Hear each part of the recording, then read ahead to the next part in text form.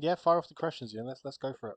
Yeah. Like coming on to a different aspect, and for me, learning someone else's song and trying to capture them, like capture that emotional attachment to it and being able to is really like a big learning thing for me. I Yeah. remember, I remember I showed it to. I remember I sent it to you, Ben. I think it sent to you and Dan first, like last year in August when I think it was first written. And the only thing I got back from you, Ben, was like tab it, tab it, tab it, tab it, tab it. So, so you must have enjoyed it as well. Yeah, if I say tab it, that means I think it's good. Always the way with you, Ben. I've noticed Pretty much that. every song then, Ben. Yeah. Every fucking song. Every Steve, song when you written by me. Sorry. Dickhead. Steve, when you were writing the song, like, how long ago did you write it, and did you ever think that you would actually use it as an actual release? No, so it was written probably back last August, in the downtime that I have between obviously the writing in uni and work, etc., etc. And it was written at a particularly low point, where when you just get to that stage where you just want something to happen, and you just feel like you kind of deserve better than this. So it was not to like no ego to it, but it was that like the low point of thinking, you know what, like I'm just gonna try and put this onto the guitar, and just hitting those first chords because it was the first chords I writ, which was the opening, da da da, and then the bow, ba ba ba ba. And the moment I heard that, I was like, you know what, it's got that melancholy feel, but it's also uplifting, which is Yeah, what I was going for. So yeah, I'm yeah, just that's glad everyone vibed with it. Like your lyrics on it just I excelled it. vibed with it straight away. Yeah. How did Definitely. you feel when Dan said that I was going to do lyrics over it, like, write some lyrics and do some vocals? How did you feel about that? Bit tentative, because originally I didn't think anything could be done lyrically to it. To be honest, I thought it was just be like sit on somewhere as an instrumental. Yeah, and then like when I heard the actual lyrics come back, it was out of this world. I think it just lifted it to a whole different aspect, and you kind of encapsulated. Even though we had no discussions about the feeling of the song before, you kind of encapsulated everything that I thought the song was going for, and I don't know if everyone else agrees with that. And we all end up vibing with it, and there's no arguments. It's just getting things Yeah, done, yeah, getting things done, getting things done. Like, Everyone seems to be on the same wavelength.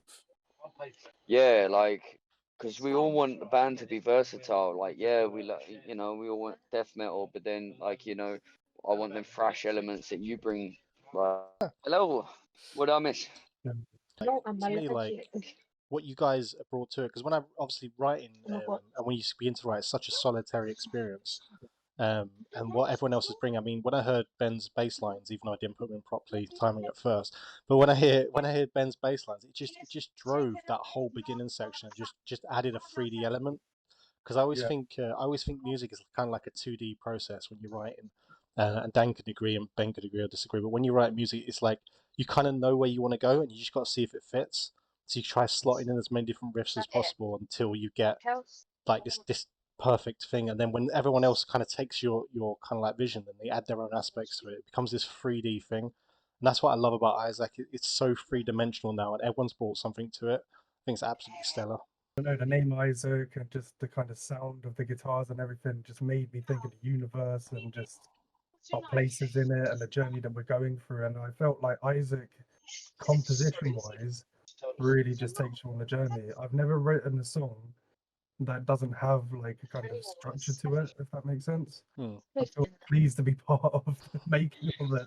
I feel like a bit of a hijacker though, How dare you, coming in man? at the end. How dare you put your own spin on something? I know. No, it You know what the absolutely weird thing works. is?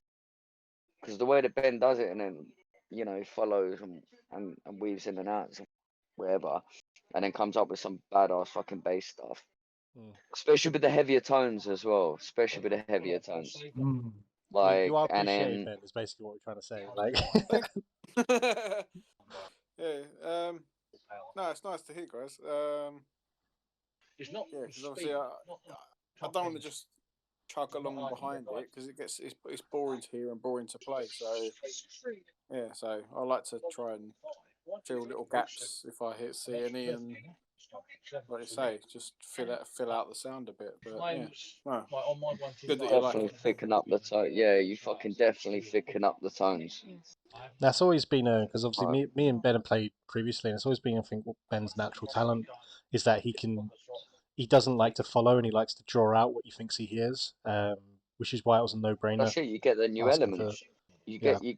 Yeah, when you get that new element, especially something I don't think that me personally I haven't experienced in bands that I've been in. You know, and it's refreshing that I don't actually have to constantly be having to write the song first, or Ian will write vocals, and then I vibe with what Ian's doing anyway, and then that's how we come out with songs, you know. And it's like it's so nice that I don't have to, but at the same time, I kind of get like, damn it, like everyone's moving so quickly, especially like with these times that I'm going through at the minute, where I've got like literally I've had no time off whatsoever, and I'm like everyone's still going along and everything's still happening, and it's like, damn it, I've got to try and keep up because I'm that passionate about what everything. I haven't been so passionate about another band, you know. When me and Steve are writing, I've got to try and complement Steve's parts. You know, if Steve wrote that part, I've got to make sure I've played it to the way that Steve, to try and like represent what Steve is trying to capture. And then also I want what Ben, you know, what he brings to the table and everything like that. It's exactly the same as vocals.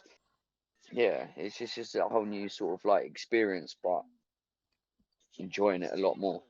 Yeah, man. I'm just more excited to actually get out there and people to listen to it because that's the main thing is when you write something, you guys can say this as musicians as well, but the biggest fear is when you write something and you have it there and it just stagnates and does nothing. The best thing is like people you just want people to listen to it.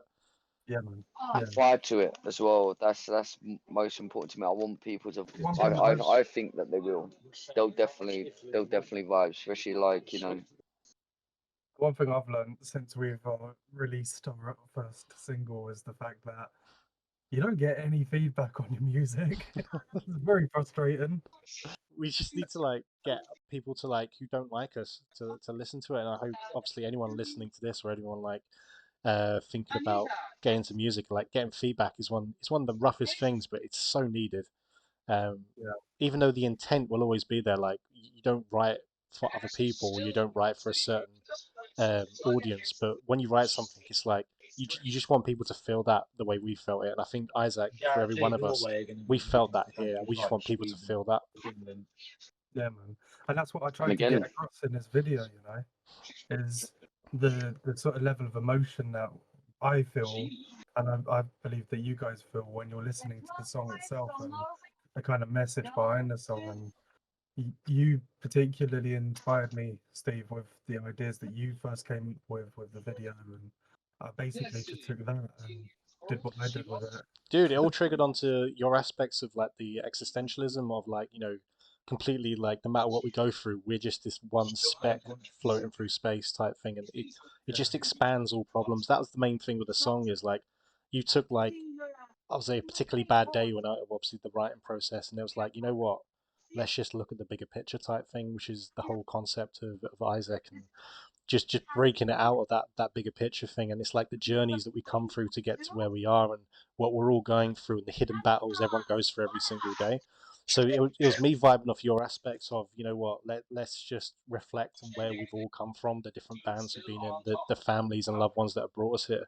And I think that even though it's going to be mostly personal to us, I want people to share that as well, share that vision that, you know what, sometimes it takes a little longer.